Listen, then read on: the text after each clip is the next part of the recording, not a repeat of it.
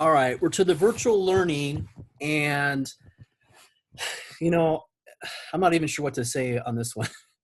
Um, I will say this: we, from the very beginning, before school even started, we had said that this was not going to work very well.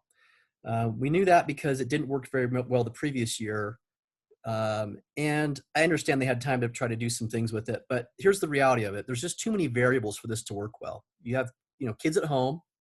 You have their issues that they're going to deal with internet, computers, etc. You have the school, which is not built or set up for this. Teachers that are never, that have never done this.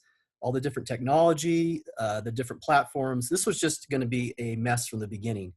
And almost from the beginning. This is from, and by the way, these emails I'm showing you are from principals, and both these principals that I'm referencing here are awesome, and I think they do a great job. So I'm not trying to throw them under the bus here. I'm just providing some information.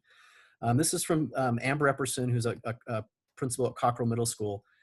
Basically, what she says here is that, almost from the very beginning, on the 30th of September, that the kids are not committed to this virtual. They're oversleeping, they aren't feeling well, etc. And basically, what she's saying is the families need, who made these commitments need to kind of be there. So that was coming from middle school almost from the start. This one's from Dr. Pearson. Again, does a great job at Boyd High School. Basically, she's saying, we've got large uptick in emails, phone calls, et cetera, to our teachers, getting upset because of grades. This is on the 7th of October.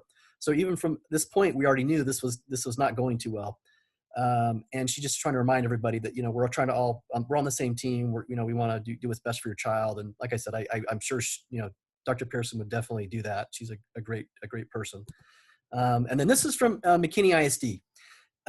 Basically, it came down towards, they said, I'll read this part. It says, however, as the years progressed, an increasing number of virtual learners have become disengaged, which is reflected both in increasing absences and decreasing performance and grades.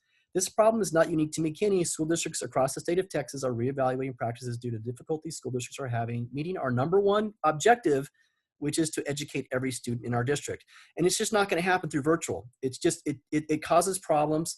It's been a mess from the beginning. I'm not even going through all the technical issues that are still ongoing. I have teachers right now that I'm getting emails even the last couple of days that say, hey, we're not going to be at class, and there's no Zoom because the teachers are out. It's just all kinds of things, and it just doesn't work well. We should be getting rid of this as fast as we can. It's really just a huge problem.